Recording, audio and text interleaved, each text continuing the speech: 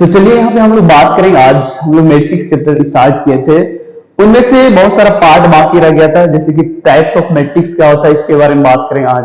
Types of matrix में कितने part होता है, जैसे रो मैट्रिक्स हो गया, कॉलम मैट्रिक्स हो गया, स्क्वायर मैट्रिक्स हो गया, डायगोनल मैट्रिक्स हो गया, और यहाँ पे अगर नीचे जाएंगे तो यहाँ पे स्केलर मैट्रिक्स हो गया और आइडेंटिटी मैट्रिक्स हो गया, जीरो मैट्रिक्स। इन सभी के ऊपर हम लोग एक एक करके एकदम थोड़े से डिटेल में बात करेंगे। उससे पहले कि हम आप सभी को ये बता देना चाहते हैं कि टाइप्स ऑफ मैट्रिक्स, जैसे कि मैथमेटिक्स सब्जेक्ट है, मैथमेटिक्स सब्जेक्ट में क्या होता है, आप मैथ्स को जितनी प्रैक्टिस करेंगे उतना आप काबिल बनते जाएंगे। अब यहाँ पे ये क्या होता है, बहुत सारे बच्चे क्या होता है, जैसे कि टीचर से ऑफलाइन या ऑनलाइन 1 घंटा पढ़ लिया ट्यूशन या कहीं कोचिंग में जाके, वो क्या करते, बच्चे आके अपने घर में होमवर्क कंप्लीट नहीं करते। आपको क्या करना है, 1 से 2 घंटा डेली, 2 से 3 घंटा प्रैक्टिस करना है मैथ्स को। तो चलिए यहाँ पे हम लोग एक एक करके बात करेंगे टाइप्स ऑफ मैट्रिक्स के बारे में। किसके बारे में बात करेंगे, टाइप्स ऑफ मैट्रिक्स क्या होता है। क्लियर।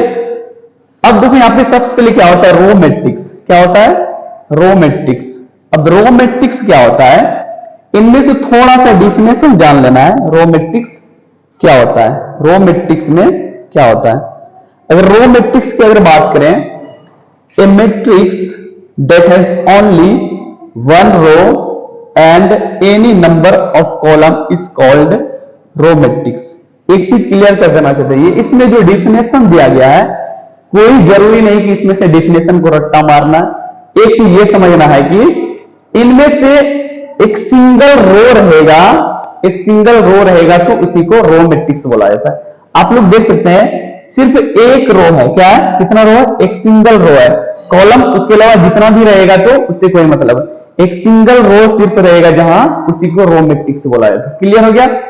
अब यहाँ पे कॉलम मैट्रिक्स के बारे में बात कर लेते हैं। कॉलम मैट्रिक्स किसको बोला जाता है, a matrix that has only one column. क्या बोल रहा है, एक कॉलम रहना चाहिए। क्या बोल रहा है, यहाँ पे एक कॉलम रहना चाहिए and any number of row is called a column matrix. मतलब कितना भी रो, नंबर ऑफ रो रहे उससे कोई मतलब है, सिर्फ एक कॉलम रहना चाहिए तो वो कॉलम मैट्रिक्स। यहाँ पे देख सकते कितना रो कॉलम है, एक ही कॉलम है, इधर भी तो कुछ नहीं, इधर भी कुछ नहीं है, तो सिंगल कॉलम है तो कॉलम मैट्रिक्स। क्लियर हो गया। अब इधर हम लोग बात कर लेते हैं इसके बारे में, स्क्वायर मैट्रिक्स के बारे में। किसके बारे में बात कर लेते हैं, स्क्वायर मैट्रिक्स के बारे में। ये क्लियर हुआ, जहां पे सिंगल रो रहे वो रो मैट्रिक्स, सिर्फ एक कॉलम रहे वो कॉलम मैट्रिक्स।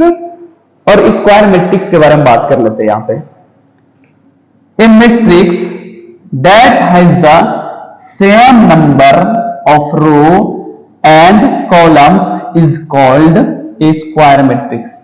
एकदम अच्छे तरीके से समझ लेना है, जिसमें से जितना रो रहेगा उतना ही कॉलम रहना चाहिए। अगर रो एक है तो कॉलम भी एक रहना चाहिए, रो अगर 2 है तो कॉलम भी 2 रहना चाहिए, अगर रो 3 है तो कॉलम भी 3 ही रहना चाहिए। इसी को बोला जाता है स्क्वायर मैट्रिक्स।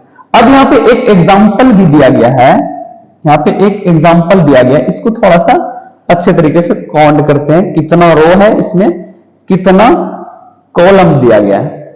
अगर हम काउंट करेंगे, ये हॉरिजॉन्टल वे में रहता है तो इसको रो बुलाते हैं। एक रो, ये दूसरा रो, ये तीसरा रो, 3 लाइन है हॉरिजॉन्टल वे में, इसको रो बोला जाता है। मतलब 3 रो हो गया।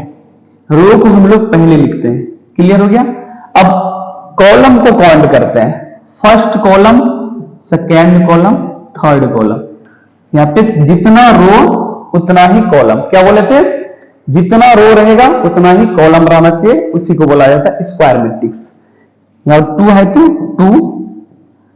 3 रो 3 कॉलम। क्लियर हो गया। अब यहाँ पे डायगोनल मैट्रिक्स के बारे में बोल देते हैं। डायगोनल मैट्रिक्स क्या हो, एक एग्जांपल और लेते हैं, जैसे कि एक एग्जांपल हम साइड में लेते हैं, 3 2 4 5। इसमें से कितना रो कितना कॉलम, साफ दिखाई दे रहा है इसमें से 2 रो 2 कॉलम है, फर्स्ट रो सेकेंड रो, तो 2 रो हो गया into first column second column, 2 by 2 का ऑर्डर बना, मतलब जितना रो है उतना ही इसमें कॉलम दिखाई दे रहा है। क्लियर हो गया। अब डायगोनल मैट्रिक्स के बारे में बात कर लेते हैं। डायगोनल मैट्रिक्स क्या होता है? ए स्क्वायर मैट्रिक्स, क्या बोल रहा है? A square matrix, a square matrix in which all the elements other than the diagonal elements are zero is called diagonal matrix। इसमें बोला जा रहा है कि एक स्क्वायर मैट्रिक्स में डायगोनल में सिर्फ एलिमेंट, डायगोनल को छोड़ के सारा एलिमेंट जीरो रहना चाहिए, उसी को डायगोनल मैट्रिक्स बोला जाता है। क्लियर। अगर यहां पे बात करेंगे डायगोनल, इस वाले पार्ट को हम लोग डायगोनल बोलते हैं। क्या बोलते हैं? इस वाले पार्ट को डायगोनल बोलते हैं। इसके आगे पीछे साइड में जितना भी देख रहे हैं एलिमेंट, सभी के सभी क्या है? जीरो है। क्या है? सभी के सभी जीरो है। और डायगोनल में क्या है? एलिमेंट है 1 2 4 5 6 7, कुछ भी रहे एलिमेंट, उसी को डायगोनल मैट्रिक्स बोला है। क्लियर हो गया। अब यहां पे देखते हैं एग्जांपल में, देखो इसमें स्क्वायर मैट्रिक्स बोला, एक स्क्वायर मैट्रिक्स दे रहा। स्क्वायर मैट्रिक्स में जितना रो उतना कॉलम। अब देखो कितना रो है? First row, second row, third row, 3 row. Clear. Column कितना है? First, second, third, 3 row 3 column है। तो इसका मतलब यह है कि ये स्क्वायर मैट्रिक्स है, स्क्वायर मैट्रिक्स। और डायगोनल में क्या होता है? नंबर रहे और उसके आजू बाजू जितने भी एलिमेंट रहे सभी के सभी जीरो रहे। ये तो क्लियर हो गया।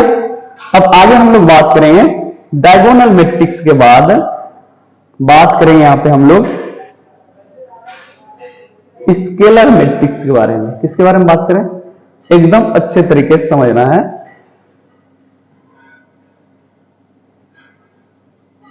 स्केलर मैट्रिक्स के बारे में। अब ये स्केलर मैट्रिक्स 5 नंबर क्या है? स्केलर मैट्रिक्स है। स्केलर मैट्रिक्स में क्या कहा जा रहा है, इसके बारे में अच्छे से थोड़ा समझना है। एक डायगोनल मैट्रिक्स, एक जो डायगोनल मैट्रिक्स है, डायगोनल में क्या बोलता है? डायगोनल पार्ट में सिर्फ एलिमेंट रहना चाहिए, उसके साइड में जितना भी एलिमेंट रहेगा सभी के सभी जीरो रहेगा। A diagonal matrix in which all diagonal elements are equal. और डायगोनल एलिमेंट जो रहेगा इक्वल रहेगा। जैसे कि यहां पे डायगोनल में दिया गया है, यह है सब में 5 है, यहां भी 5 है, यहां भी 5, इसी को बोला जाता है स्केलर मैट्रिक्स। अगर 5 के जगह यहां पे अगर जैसे 5 0 0 यहां है, यहां पे 0 6 0 0 0 यहां 9 देते, ये सिर्फ ये अगर आप बोलते कि ये क्या स्केलर मैट्रिक्स है, नहीं, ये स्केलर मैट्रिक्स नहीं है, ये डायगोनल मैट्रिक्स। क्या है? Diagonal matrix. क्योंकि इसका एलिमेंट डायगोनल में जो है अलग अलग है। जिसका एलिमेंट सेम रहे डायगोनल में उसी को बोला जाता है स्केलर मैट्रिक्स। क्लियर हो गया। अब देखो यहां पे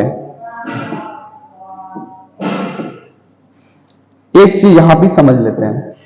ये ऑर्डर ऑफ n इंटू क्या होता है? बहुत सारे बच्चों को कंफ्यूजन भी होता होगा। n इंटू n का मतलब होता है जितना रो उतना कॉलम, उसी को लिखा जाता है n इंटू n। जितना रो रहेगा उतना कॉलम, उसी को लिखा गया है n इंटू n में। मतलब फर्स्ट सेकेंड थर्ड रो है, थर्ड रो है, कॉलम कितना? First second third, third column भी है। तो रो और कॉलम कितना है? सेम है, इसलिए ऑर्डर n इंटू n का लिखा गया, मतलब 3/3 का ऑर्डर। क्लियर हो गया। अब यहां पे बात करेंगे आइडेंटिटी मैट्रिक्स के बारे में। इसके बारे में आइडेंटिटी मैट्रिक्स क्या होता है इसके बारे में थोड़ा सा जान लेते हैं। A matrix, a square matrix in which all diagonal elements are 1। All diagonal elements क्या बोल रहे हैं? 1 रहना चाहिए। मतलब डायगोनल में जो एलिमेंट रहना चाहिए वो 1 रहना चाहिए, उसी को बोला जाता है आइडेंटिटी मैट्रिक्स। क्या बोला जाता है? उसके अलावा जितना भी एलिमेंट रहेगा जीरो। अब देखिए यहाँ पे आइडेंटिटी मैट्रिक्स को आई से इंडिकेट किया जाता है। इसके डायगोनल पार्ट में सभी एलिमेंट क्या है? 1 है। उसके साइड में जितनी भी एलिमेंट है जीरो है, इसी को आइडेंटिटी मैट्रिक्स बोला है। यहाँ पे ऑर्डर इंटू एन इसलिए लिखा गया है, इसमें 3 रो भी है, 3 कॉलम है। क्लियर हो गया। First row, second, third row, 3 column कितना, फर्स्ट सेकेंड थर्ड, यहां भी 3। क्लियर हो गया। अब बात करेंगे हम लोग यहाँ पे जीरो मैट्रिक्स के बारे में। किसके बारे में, जीरो मैट्रिक्स क्या होता है। A matrix in which all elements are zero. Zero matrix को हम लोग नल मैट्रिक भी बोल सकते हैं। क्या, नल मैट्रिक्स भी बोल सकते हैं। सारे के सारे एलिमेंट यहां पे देख सकते हैं 0 0 है। ठीक है। अब एक चीज यहां पे क्लियर है, m इंटू एम क्यों लिखा पता है, क्योंकि m जो है रो फर्स्ट सेकेंड, मतलब रो कितना है, 2 है। रो कितना है, 2 इंटू कॉलम कितना है, first second third, third column, इसलिए यहां पे अलग अलग एलिमेंट लिखा है। m इंटू एन का ऑर्डर, मतलब रो 2 है, कॉलम कितना है, 3। क्लियर हो गया। अब यहां पे हम लोग टाइप्स ऑफ मैट्रिक्स के बारे में तो पता हो गया। टाइप्स ऑफ मैट्रिक्स क्या होता है। टाइप्स ऑफ मैट्रिक्स में 7 प्रकार का मैट्रिक्स होता है। Types of matrix, types of matrix के बारे में तो हम लोग जान गए।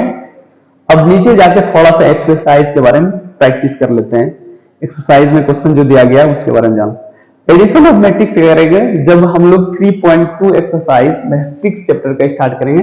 एडिशन ऑफ मैट्रिक्स तब पढ़ेंगे हम लोग, उससे पहले हम लोग पढ़ेंगे एक्सरसाइज 3.1 के बारे में। किसके बारे में, 3.1 के बारे में थोड़ा सा पढ़ेंगे। कुछ भी नहीं, एकदम इजी वे क्वेश्चन है, जो आप पीछे पढ़े हैं उसी को थोड़ा सा माइंड लगा के क्वेश्चन बनाना है। देखो क्वेश्चन में क्या कहा गया है।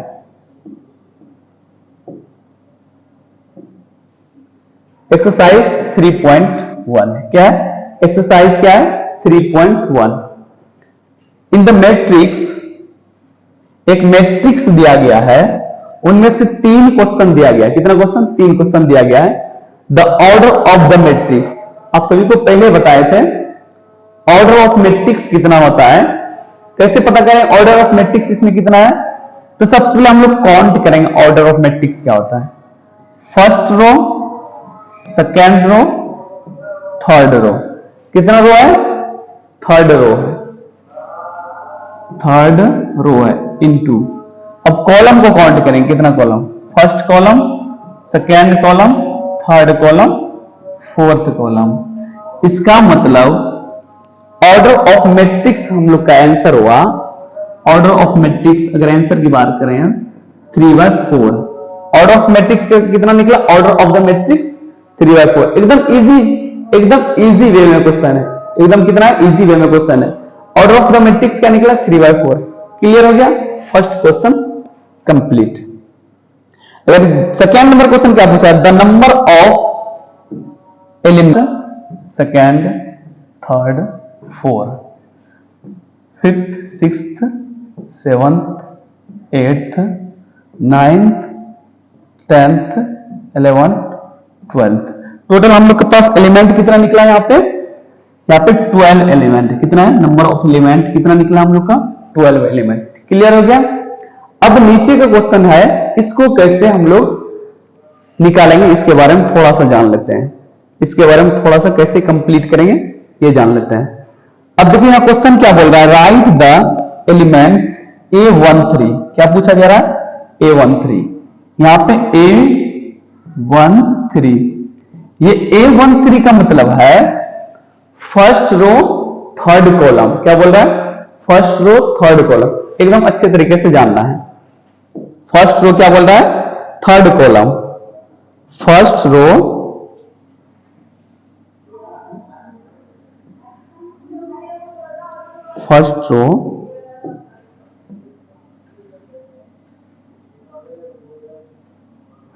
Third column.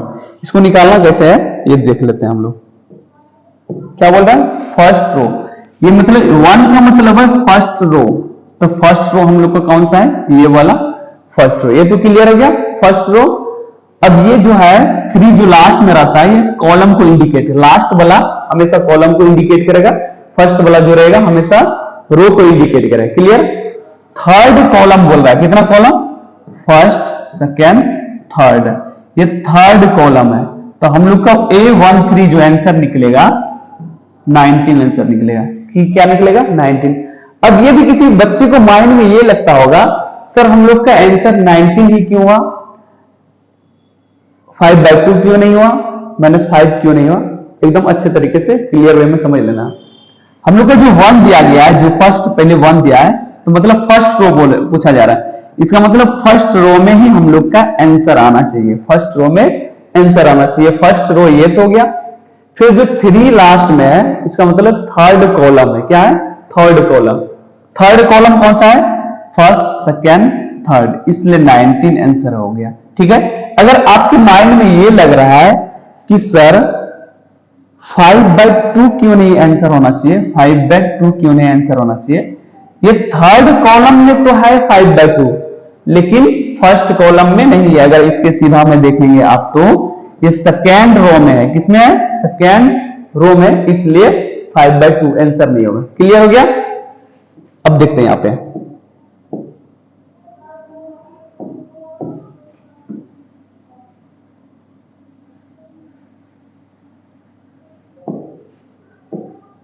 अब बात कर लेते हैं A21 के बारे में। A21 के बारे में। A21, A2 का मतलब है ये सेकेंड रो में है। पहले जो लिखा रहता है वो रो में लिखा रहता है, बाद में जो लिखा रहता है वो कॉलम का लिखा रहता है। ये 2 जो दिख रहा है सेकेंड रो, सेकेंड रो कहां है? यहां पे देख सकते हैं सेकेंड रो हम लोग का यहां पे है। ये फर्स्ट रो, सेकेंड रो ये वाला है, सेकेंड रो ये। इसका मतलब हम लोग का आंसर जो निकलेगा इसी लाइन में निकलेगा। फिर क्या दिया गया?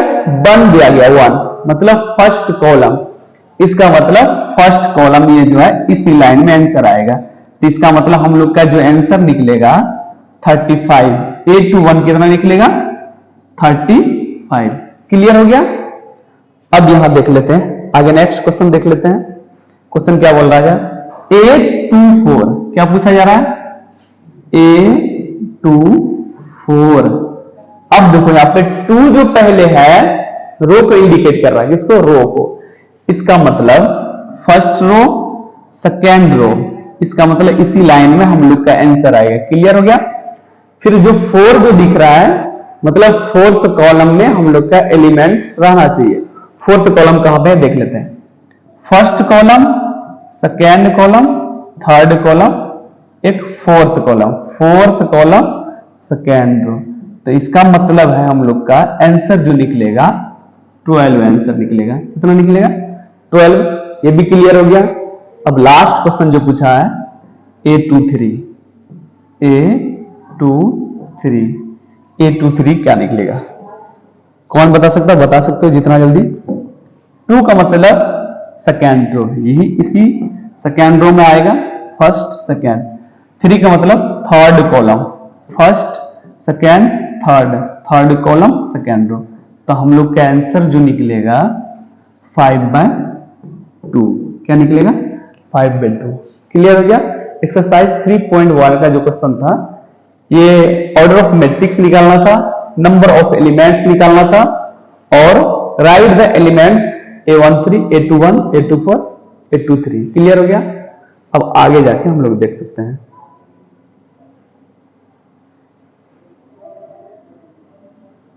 क्वेश्चन नंबर 2 के बारे में बात कर लेते हैं अच्छे तरीके से, एकदम इसमें से। Question number 2,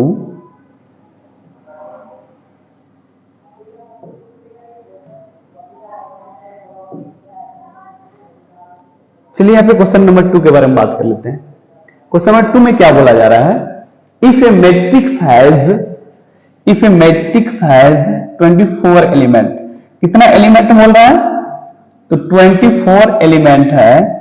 what are the possible order it can be have. मतलब पॉसिबल ऑर्डर कितना हो सकता है 24 एलिमेंट का, ये पूछा जा रहा है। नेक्स्ट क्या है? What if it has 13 element. मतलब 13 एलिमेंट का कितना पॉसिबल ऑर्डर हो सकता है। सबसे पहले हम लोग 24 का निकालेंगे। कैसे निकालेंगे? 24 लिख देंगे।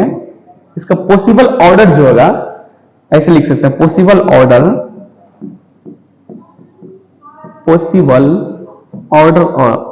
इज, ये लिखना कोई जरूरी नहीं, सिर्फ 24 लिख के भी लिख सकते हैं। अगर हम 1 से स्टार्ट करेंगे, 1 into 24 करेंगे तो फर्स्ट ऑर्डर, 2 into 12 कर सकते हैं, 3 इंटू 8 कर सकते हैं, फिर यहाँ पे 4 इंटू 6 कर सकते हैं, 6 इंटू 4 कर सकते हैं, 7 तो नहीं होगा, 8 हो सकता है, 8 इंटू 3 हो सकता है, 9 10 11 12 इंटू 2 हो सकता है, एंड लास्ट 24 इंटू 1 हो सकता है। मतलब हम इतने तरीके से इसका ऑर्डर हो सकता है। कितना हुआ यहां पे देख सकते हैं, 1 2 3 4 5 6 7 8 टाइम्स। इतने तरीके से हम लोग का ये 24 जो एलिमेंट दिया गया, इतने तरीके से ऑर्डर पॉसिबल हो सकता है। क्लियर हो गया। अब देखते हैं यहाँ पे 13 एलिमेंट है, कितना है 13 एलिमेंट्स है। इसका कितने तरीके से ऑर्डर हो सकता है। एक तो 1 इंटू 3 हो सकता, 13 हो सकता है, एक 13 इंटू 1 हो सकता है। इसके अलावा कोई भी नहीं हो सकता, क्योंकि 13 जो है किसी भी नंबर से डिवाइड नहीं होता है। 13 खुद से डिवाइड होता है और 1 से डिवाइड होता है। क्लियर हो गया। अब यहाँ पे क्वेश्चन नंबर 2 तो हम लोग का कंप्लीट हो गया। क्वेश्चन नंबर हम लोग 3 के बारे में बात कर लेते हैं। क्वेश्चन नंबर 3,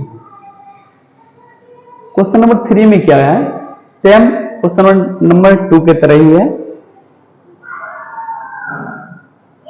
क्वेश्चन नंबर 2 की तरह ही है। इसको कैसे फाइंड करेंगे ये भी देख लेते हैं। क्वेश्चन में क्या है, इफ ए मैट्रिक्स 18 एलिमेंट, क्या है, if a matrix 18 elements, what are the possible order, क्या पूछ रहा है, what are the possible orders it can be, it can have, what if it has 5 element. ये तो लास्ट है। इसमें यह पूछा जा रहा है, अगर 18 एलिमेंट्स दिया गया है, कितना पॉसिबल ऑर्डर हो सकता है 18 का और 5 का। अगर 18 की बात करें हम लोग यहां पे, पॉसिबल ऑर्डर ऑफ 18, ठीक है, यहां पे लिख सकते हैं हम लोग एक एक करके। 18 का लिखेंगे तो 1 18 जा, ठीक है, फिर 2 9 लिख सकते हैं, 3 6 जा, ये भी हो सकता है, 4 5 6 से हो सकता है, 6 इंटू 3, फिर 5 6 7 8 9 से हो सकता है, 9 इंटू 2, 10 से नहीं होगा, 12 से नहीं होगा, 11 सीधा 18 से, अब से 18 1 से। इतने तरीके से हम लोग ऑर्डर पॉसिबल हो सकता है। First second third 7, first second third fourth 5 6, 6 तरीके से इसका ऑर्डर पॉसिबल हो सकता है बनाना। ये तो 18 का हो गया। अगर 5 की बात करें यहाँ पे, 5 का भी 5 इंटू 5 एंड 5 इंटू 1 हो सकता है। ये भी 2 तरीके से हो सकता है। ये कितना तरीके से, 1 2 3 4 5 6 तरीके से इसका पॉसिबल ऑर्डर हो सकता है। क्वेश्चन नंबर 3 तक कंप्लीट हो गया। अब नेक्स्ट क्वेश्चन देख लेते हैं हम लोग यहां पे। क्वेश्चन नंबर नेक्स्ट क्या है, इस क्वेश्चन को अच्छे से समझना है एकदम।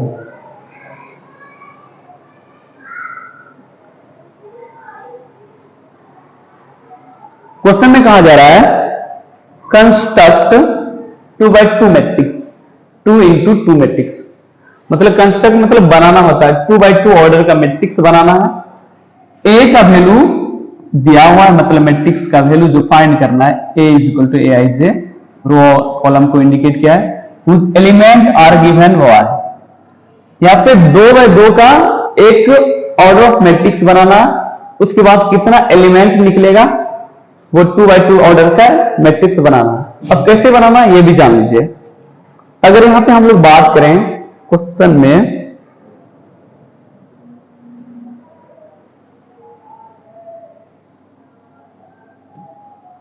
क्वेश्चन सबसे पहले लिख लेते हैं, 2x2 ऑर्डर का मैट्रिक्स है। फिर क्वेश्चन कितना है, ए i J I plus J 2। First अगर क्वेश्चन की अगर बात करें हम लोग यहां पे, फर्स्ट नंबर जो क्वेश्चन है हम लोग का,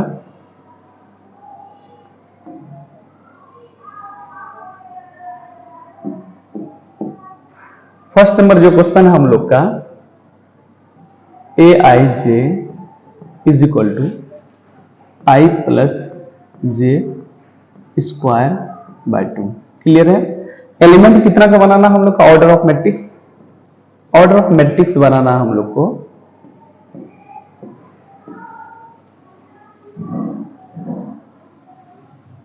ऑर्डर ऑफ मैट्रिक्स बनाना है, 2x2 का ऑर्डर ऑफ मैट्रिक्स बनाना है।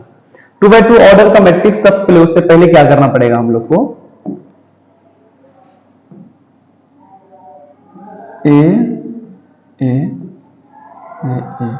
2x2 ऑर्डर का मैट्रिक्स क्या होता है? इसका मतलब 2 रो होना चाहिए, 2 कॉलम भी होना चाहिए। क्लियर हो गया? अब यहां पे हम लोग बात करेंगे, फर्स्ट रो है तो फर्स्ट लिख सकते हैं फर्स्ट, सेकेंड रो है तो सेकेंड रो लिख सकते हैं। क्लियर हो गया? First column second column second column. Clear? ये जो वैल्यू दिया गया है यहाँ पे, इसी के द्वारा हम लोग यहाँ पे एलिमेंट निकालेंगे। सबसे पहले क्या करेंगे? ए आई जे है, क्या है? ए आई जे है, A11 लेना है। क्या लेना है? A11। तो A11 का मतलब होता है, एफ आई है, आई फर्स्ट है, जे भी एक है, मतलब आई का मतलब होता है रो और जे का मतलब कॉलम होता है। रो भी एक है, कॉलम भी एक है। तो यहां पे हम लोग वैल्यू पुट करेंगे, आई प्लस जे स्क्वायर बाय 2। आई कितना? 1 है, आई का मतलब रो होता है, जे भी हम लोग का 1 है। क्लियर हो गया? स्क्वायर यहां पे देंगे, 1 1 2, 2 के स्क्वायर देंगे, नीचे भी 2। अगर 2 को 2 बार मल्टीप्लाई करेंगे तो 2 2 4 होगा, 4। 2 से यहां पे कट करेंगे, 2 2 4। अब ये भी एक चीज क्लियर कर देना चाहते हैं, इतना लिखना क्यों जरूरी है? इतना लिखना हम एक स्टेप में ही कर सकते थे, यहीं पे कंप्लीट, हम यहां पे ही कंप्लीट कर सकते थे एक स्टेप में। 1 का आई का वैल्यू 1 है, जे का वैल्यू 1 है तो 2 हो गया, 2 2 4 है, 4 में डिवाइड करेंगे 2 से, सीधा 2 आंसर यहां पे हम लिख सकते थे। लेकिन ऐसा इसलिए नहीं लिखे, बहुत सारा बच्चों जब ये वीडियो को देखेंगे या पढ़ाई करेंगे, उस टाइम बच्चे को लगेगा कि हम अगर 2 आंसर लिख देते तो बच्चे बहुत सारे कंफ्यूज हो जाते हैं, बहुत सारे बच्चे को समझ भी नहीं आता कहां से क्या कर दिया उसको समझ, इसलिए हम स्टेप बाय स्टेप कर दिए। क्लियर हो गया? अब यहां पे क्लियर कर देते हैं।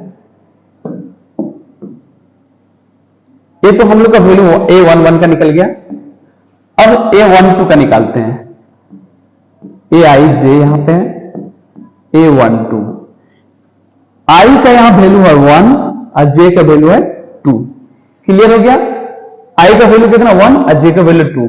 यहां पे इसके ऊपर हम लोग वैल्यू पुट करते हैं, आई का वैल्यू 1, जे का वैल्यू 2। क्लियर हो गया? स्क्वायर है तो स्क्वायर दे दें, नीचे 2 है, 1 और 2 कितना होता है? 3 हो जाएगा, 3 पे स्क्वायर है, नीचे 2 भी लिख सकते हैं। अब 3 पे पावर कितना है? 2, तो 2 बार हम लोग मल्टीप्लाई करेंगे, तो 3 इंटू 3 बाय 2, 3 3 जा 9, क्या है? 9/2 हम लोग का आंसर निकला। कितना निकला? A12 कितना निकला? 9/2। क्लियर हो गया? अब इसका वैल्यू निकालेंगे, इसका A21 का, ए आई जे यहां पे लिख दिया। क्लियर? A21 इसका मतलब यहां पे 2 जो दिया गया है, इसका मतलब आई है, आई को बोला जाता है रो। यहां पे 1 जो दिया गया लास्ट में, उसका मतलब जे है, जे का मतलब होता है कॉलम। क्लियर? आई का वैल्यू पहले कितना? 2, तो 2 लिख दिए। फिर जे का वैल्यू कितना? 1, तो 1 लिख दिए। क्लियर हो गया? स्क्वायर है तो स्क्वायर, नीचे 2। सेम इसी तरीके से तो 1 और 2 3 हो गया, स्क्वायर लिख दिए, नीचे 2 है। 3 को 3 बार मल्टीप्लाई करेंगे तो 9 होगा, 9/2। कट पीट भी कर सकते हैं, लेकिन इतना तक ही रहने देते हैं। अब 822 का निकालते हैं। यहाँ पे ये 822 जो दिया गया है, 822 निकालते हैं। ए आई जे पहले यहां लिख देते हैं, A22। क्लियर हो गया? अब i का मतलब है 2 है, j का भी मतलब 2 है, i का वैल्यू भी 2 है और j का वैल्यू भी 2 है। क्लियर हो गया। अब i का वैल्यू 2 तो 2 पहले, फिर 2 स्क्वायर है तो स्क्वायर, नीचे 2 लिख देते हैं, 2 2 4 होता है, तो 4 पे पावर हो जाएगा 2, नीचे 2, 4 पे पावर कितना है 2 बार, तो 4 इंटू 4 हो जाएगा, 4 इंटू 4 नीचे 2 हो जाएगा, 4 4 जा 16, 16 बाई 2, 2 से अगर हम कट करेंगे तो यहाँ पे 2 8 जा 16, क्या हो जाएगा हम लोग का आंसर, 2 8 जा हम लोग का आंसर हो जाएगा 2 8 16, 2 8 आंसर हो गया। अब यहाँ पे जो हम लोग को यही एलिमेंट निकालने के लिए बोल रहा है, कितना एलिमेंट निकला है, A11 कितना निकला 2, तो 2 लिख दिए। क्लियर। A12 कितना निकला 9/2, तो 9/2 लिख दिए। क्लियर हो गया।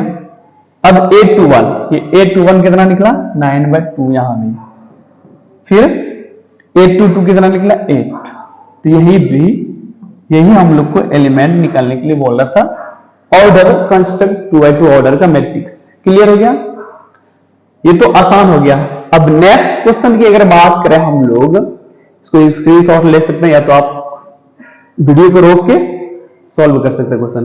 नेक्स्ट क्वेश्चन क्या है ये भी देख लेते हैं। नेक्स्ट क्वेश्चन की अगर बात करें हम लोग, नेक्स्ट क्वेश्चन है aij is equal to i by j, aij is equal to i by j. Clear. Next question क्या है, aij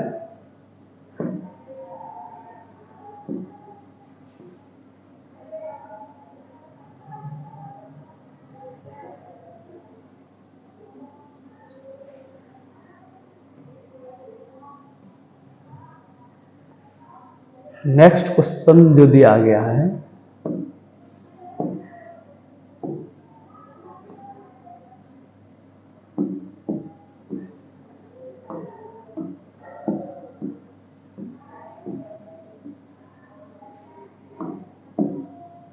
नेक्स्ट क्वेश्चन है aij is equal to i by j. ठीक है, एलिमेंट कितना का कंस्ट्रक्ट करना है, ऑर्डर 2x2 का करना है, कितना करना है 2x2 का। यहाँ पर ऑर्डर एक एलिमेंट कंस्ट्रक्ट कर देना है, A11 A12 A21 A22। Clear हो गया। इसी को एलिमेंट निकालना कैसे, पहले क्या निकालना, A11 निकालना, क्या निकालना है A11 निकालना है। A11 कितना है A11, तो मतलब I का वैल्यू 1, J का वैल्यू 1, तो इसका मतलब A11 1 हो गया। A12 निकालना है, A12, तो I का वैल्यू कितना 1 और J का वैल्यू कितना है यहाँ पे 2, तो हाफ हो गया इसका आंसर कितना A12। अब A21 निकालना है, कितना A21, 2 I कितना है 2, J कितना 1, तो इज इक्वल टू 2 आंसर हो गया। क्लियर। अब लास्ट क्या है A22 निकालना है। A22 निकालने के लिए ऊपर भी 2 नीचे भी 2, J का वैल्यू भी 2 है, I का वैल्यू भी 2, दोनों कट गया तो आंसर निकलेगा 1। यहां पे इसी एलिमेंट को यहां पे कंस्ट्रक्ट कर देना है, कितने बाय कितने का ऑर्डर बना है। क्लियर हो गया। A11 कितना है 1, फिर A12 हाफ, फिर A21 2 है यहां पे, फिर A22 1। क्लियर हो गया। ये हम लोग का क्वेश्चन नंबर 2 हो गया। ये क्वेश्चन नंबर 2 था हम लोग का, क्वेश्चन नंबर 2। क्लियर हो गया। नेक्स्ट क्वेश्चन देख लेते हैं हम लोग। अब अगर नेक्स्ट क्वेश्चन की अगर बात करें हम लोग, सेम है, इसी तरीके से ऑर्डर बनाना है, इसी तरीके से हम लोग को ऑर्डर बना देना है। aij है 1 + 2j है 2 स्क्वायर हाफ। इस ये क्वेश्चन जो है आप सभी को होमवर्क रहा, होमवर्क में कर सकते हैं, होमवर्क में ये भी होमवर्क रहा है। ये 3/4 का ऑर्डर बनाना है, ये 2/2 का था, 3/3 का ऑर्डर बनाना है। क्लियर हो गया। अब नेक्स्ट क्वेश्चन देख लेते हैं हम लोग नीचे जाके।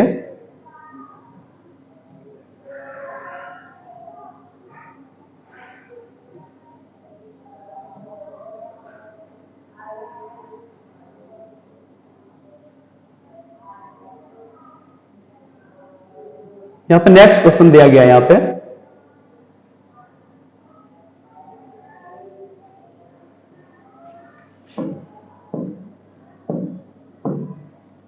इसमें क्वेश्चन में क्या कहा जा रहा है, फाइंड द वैल्यू, क्या पूछा जा रहा है, find the value x y z from the following equation. नीचे जो दिया गया है इक्वेशन जो दिया गया है इसमें से एक्स वाई जेड का वैल्यू निकालना है। कैसे निकालना है, एकदम इजी है, कुछ नहीं। फर्स्ट रो में 4 है, फर्स्ट रो में y है, तो इसका मतलब y का वैल्यू 4 है। क्लियर। सेकेंड कॉलम में 3 है, सेकेंड कॉलम में z है, यहां पे z इक्वल टू 3 हो गया, कुछ भी नहीं है। x के अगर वैल्यू की बात करें तो x इज इक्वल टू कितना है 1, इसमें x y z का वैल्यू निकलेगा। एकदम इजी है, जिस तरफ इधर का एलिमेंट है उस तरह का इधर का एलिमेंट होना चाहिए, तो सीधा सीधे हम लोग का x y z का वैल्यू निकल जाएगा। क्वेश्चन नंबर 6 तो कंप्लीट हो गया। क्वेश्चन नंबर 7 थोड़ा सा डिफिकल्ट हो सकता है बच्चों के लिए, ठीक है। क्वेश्चन नंबर 7, इसमें भी x y z का वैल्यू निकालना है। कैसे निकालना है, एकदम थोड़ा सा अच्छे तरीके से समझना है, कुछ भी नहीं है। एक्स वाई जेड का x plus y is equal to हम लोग का 6 दिया गया है। कितना है, x plus y is equal to 6। Clear हो गया। फिर हम लोग को 5 plus z is equal to 5 दिया गया है। 5 plus z is equal to 5 दिया गया है, ये भी क्लियर हो गया।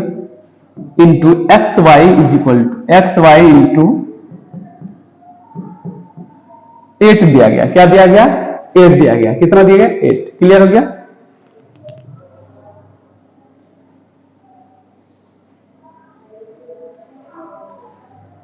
अगर यहां पे हम लोग बात करें 5 प्लस जेड है, क्या है, 5 प्लस जेड है, x इंटू वाई है, तो x इज इक्वल टू हम लोग लिख सकते हैं इसको 6 माइनस वाई। क्या लिख सकते हैं, 6 माइनस वाई। क्लियर है। x का वैल्यू यहां पे पुट कर देते हैं, x के जगह पे क्या पुट करेंगे, 6 माइनस वाई, इंटू है तो y लिख सकते हैं इज इक्वल टू 8। क्लियर हो गया। और y से मल्टीप्लाई करते हैं, y इंटू 6 तो 6y, y इंटू वाई तो y square is equal to 8। इसको उस तरफ पर इज इक्वल टू को उस तरफ करेंगे तो y स्क्वायर प्लस हो जाएगा, ये माइनस 6y हो जाएगा, प्लस 8 हो जाएगा। क्लियर हो गया। यहां पे z का वैल्यू निकालना तो इजी है, इसमें से z is equal to 5 minus 5, z का वैल्यू क्या निकल गया, 0 निकल गया। क्लियर हो गया। अब इनमें से 8 का अगर ये फैक्टर करेंगे 2 4 जा 8, कितना 2 4 जा 8 और 2 2 जा 4। अब यहां पे इसका फैक्टर करने के बाद माइनस या प्लस करके हम लोग को 6 ही आना चाहिए। वाई स्क्वायर यहां पे लिख दिया, y square minus 4y minus 2y plus 8। Factor जब किए minus 4y minus 2y minus 6y होता है। अब कॉमन लेते हैं, इसमें से कॉमन कैसे लेते हैं ये भी जान लीजिए। और सर बच्चे को होता है कि कॉमन भी लेने नहीं आता, कॉमन कैसे लेंगे बच्चे। इनमें से y कितना, 2y है, तो एक y निकला, तो एक y इसमें बच गया। ठीक है। इनमें से एक y, तो एक y बचा, यहां बचा क्या, 4 बचा। क्लियर है। अब देखो यहां पे माइनस है तो 2 कॉमन लेते हैं। क्या कॉमन लेते हैं, 2 कॉमन लेते हैं, तो 2 कॉमन ले लिए तो y यहां बच गया, तो 2 4 जा 8। अब ये भी माइंड में लगता होगा, यहाँ पे प्लस की जगह माइनस क्या होता है, ये माइनस इंटू माइनस करें तो यहाँ प्लस हो जाए। यहाँ पे जितना आना चाहिए वैल्यू यहाँ भी इतना आना चाहिए, तो हम लोग का वैल्यू निकला y minus 2 into y minus 4। तो y का वैल्यू कितना, y is equal to 4। Clear हो गया। अब यहां पे देखना है y का पहले वैल्यू कितना निकल गया, 2 4, तो यहां पे हम लोग वैल्यू पुट करते हैं s इज इक्वल टू एक y का वैल्यू कितना है 2 है, तो एक का आंसर होगा 4। दूसरा अगर वैल्यू पुट करेंगे 6 माइनस 4, तो x इज इक्वल टू 2 निकलेगा। मतलब x का वैल्यू 4 भी हो सकता है, 2 भी हो सकता है, या तो x का y का वैल्यू 2 भी हो सकता है, 4 भी हो सकता है। z का वैल्यू कितना 0। क्लियर हो गया, x का भी वैल्यू निकल गया, y का भी वैल्यू निकल गया, z का भी वैल्यू निकल गया। क्लियर हो गया। अब क्वेश्चन नंबर नेक्स्ट देखते हैं। यहाँ पे question number next, question number 3 के बारे में देखते हैं। क्वेश्चन नंबर 6 का 3 नंबर क्वेश्चन। इसमें भी एक्स वाई जेड का वैल्यू निकालना, कैसे निकालना ये भी थोड़ा सा देखते हैं। इसको क्लीन कर देते हैं। x plus y plus z is equal to 9। यहां पे लिख देते हैं x plus y plus z is equal to 9। Clear हो गया इतना सा, x plus y plus z is equal to कितना 9। अब फिर क्या है यहाँ पे x plus z, x plus z is equal to 5। ये भी क्लियर। हम लोग को y plus z is equal to कितना है 7, y plus z is equal to 7। Clear हो गया। अब यहाँ पे हम लोग को y plus z is equal to value दिया गया है 7, तो यहां हम लोग पुट कर देते हैं इसमें से x plus 7 is equal to 9। तो x is equal to 9 minus 7 करेंगे तो x इज इक्वल टू 2। तो x का वैल्यू हम लोग का निकला 2। क्लियर हो गया। तो x का वैल्यू अब यहाँ पे हम लोग पुट करते हैं, वैल्यू यहाँ पे लगाते हैं, ऐड करते हैं। तो x is equal to 2 plus z is equal to 5। तो z is equal to 5 minus 2। तो z का वैल्यू कितना निकला हम लोग का 3। x का 2, z का 3। अब y का निकालना, तो y की जगह पे क्या है y प्लस जेड है, तो z का वैल्यू 3 यहाँ पे ऐड कर देना। y प्लस जेड का वैल्यू 3 इज इक्वल टू 7। तो y is equal to 7 minus 3, तो y इज इक्वल टू 4। इसका मतलब यह है कि x का वैल्यू 2, y का वैल्यू 4 और z का वैल्यू 3। क्लियर हो गया यहाँ पे। अब क्वेश्चन नंबर नेक्स्ट देख लेते हैं हम लोग। Question number next, find the value of a, b, c and from the equation. इसको थोड़ा सा अच्छे से तरीके से समझना है, इसमें से कैसे फाइंड द वैल्यू करना है ये भी थोड़ा सा देख लेना है।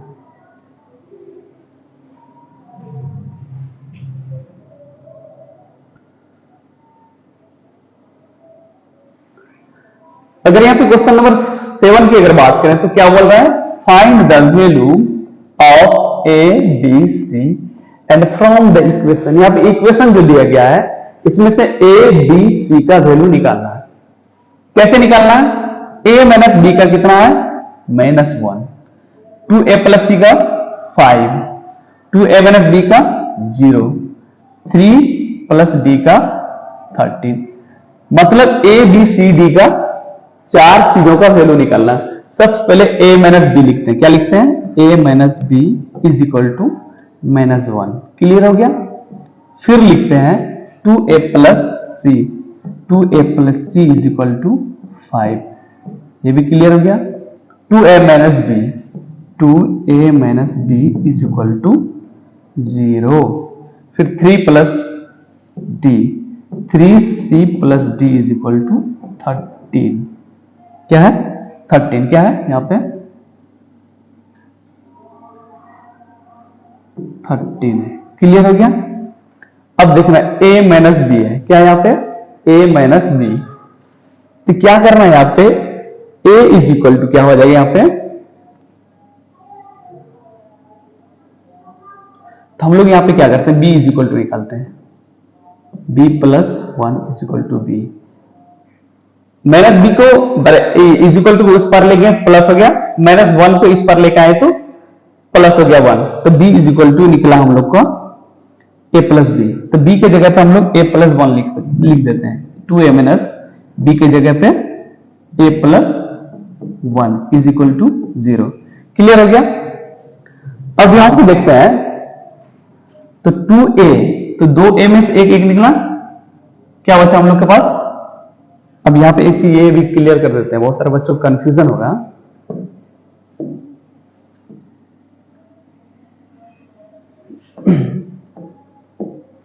बी का वैल्यू a प्लस बी है, तो यहाँ पे a प्लस बी जब देंगे a प्लस 1, जब ब्रैकेट से अंदर से हम लोग इंटू करें 1 इंटू माइनस 1 इंटू प्लस, तो माइनस माइनस इंटू प्लस, तो यहाँ पे भी माइनस होगा इज इक्वल टू 0। दो a में एक a गया तो कितना, एक a बचा। क्लियर हो गया, a minus 1 is equal to 0 is equal to उस पार गया तो 1, तो यहाँ पे 1 हम लोग का आंसर हो गया। a का वैल्यू कितना निकल गया, 1। क्लियर। अब a का वैल्यू यहाँ पे पुट कर देते हैं, तो a का वैल्यू कितना 1, तो यहाँ पे a का वैल्यू 1 है, तो 1 ऑलरेडी 1 पहले था यहाँ पे इज इक्वल टू b, तो b इज इक्वल टू हम लोग का आंसर होगा 2। तो b का वैल्यू कितना 2, a का वैल्यू 1, b का वैल्यू 2। क्लियर हो गया। अब c का निकालना है, किसका निकालना है, c का वैल्यू निकालना है। c यहाँ पे b का कितना निकला था 1, तो यहाँ पे ऐड करते हैं थोड़ा सा 2 इंटू 1। क्लियर हो गया, plus c is equal to 5, 2 into 1 तो 2 plus c is equal to 5, तो c2 इज इक्वल टू उस पर जाएंगे तो 5 माइनस 2 लिख देंगे, तो c is equal to 3। c का वैल्यू कितना निकला 3, 1 का वैल्यू, a का वैल्यू 1, b का वैल्यू 2, c का वैल्यू 3। अब d का वैल्यू निकालना, d का वैल्यू निकालने के लिए क्या करेंगे, तो c का वैल्यू यहाँ पे पुट करना है। c का कितना है 3 है, यहाँ पे क्या करना है 3 into 3 plus d is equal to 13, 3 3 जा 9, तो यहाँ पे 13 में से 9 निकलेगा तो 4 आंसर होगा। कितना होगा 4 होगा। कितना आंसर होगा 13 में से 9 निकलेगा 4। क्लियर हो गया। क्वेश्चन नंबर हम लोग का 7 भी कंप्लीट हो गया। a का वैल्यू कितना 1, b का वैल्यू 2, c का वैल्यू 3, d का वैल्यू 4। क्लियर हो गया। अब नीचे थोड़ा सा जाते हैं, कौन सा क्वेश्चन बचा हुआ है।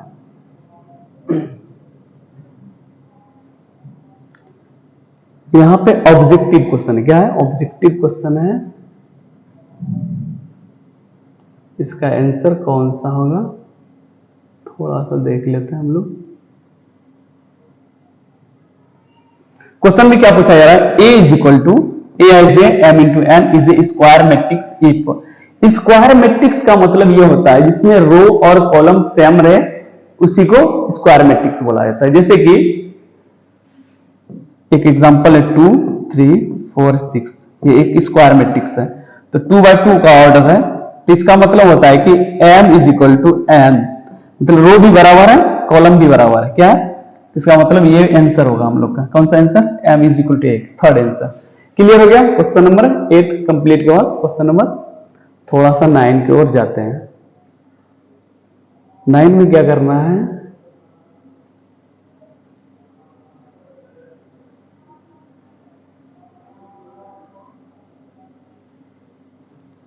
क्वेश्चन 9 में क्या है, which of the given value of x and y make the flowing pair of matrix equal.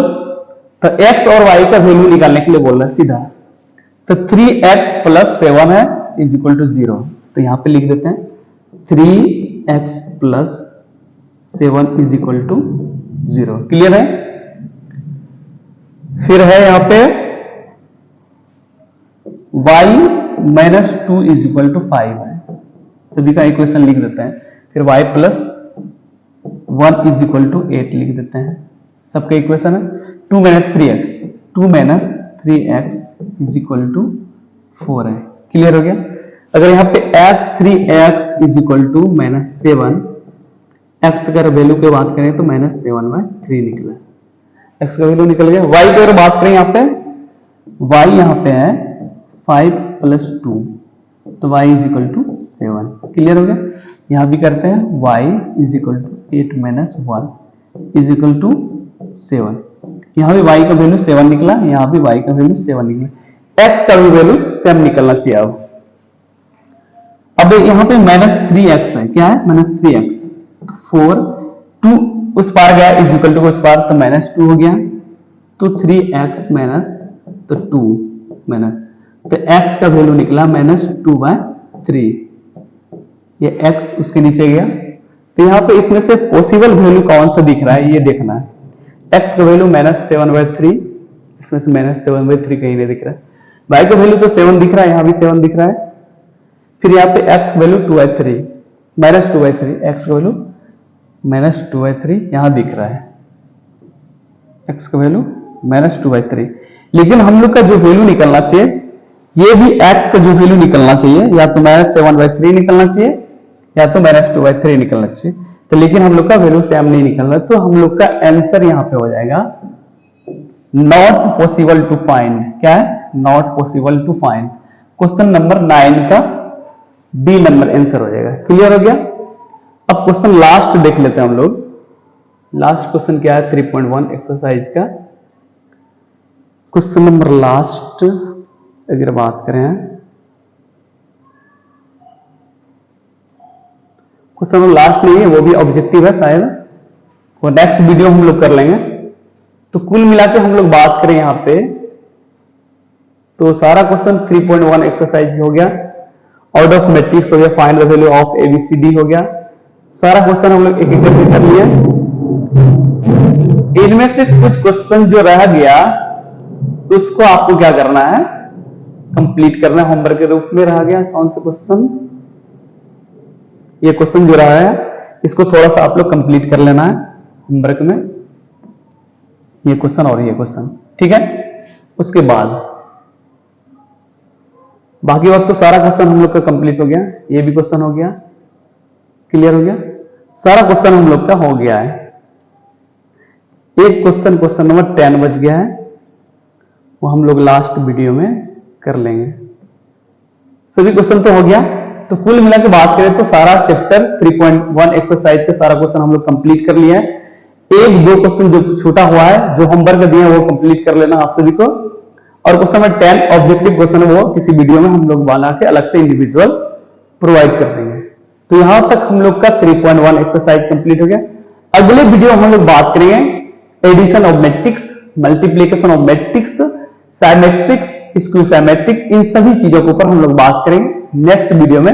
3.2 जब एक्सरसाइज स्टार्ट करेंगे उससे पहले एडिशन ऑफ मैट्रिक्स पढ़ाएंगे, मल्टीप्लिकेशन ऑफ मैट्रिक्स क्या होता है, उसके बाद जो स्टार्ट करेंगे symmetric of skew symmetric, transpose matrix, इन सभी चीजों के ऊपर हम लोग अगले वीडियो में बात करेंगे। क्लियर हो गया?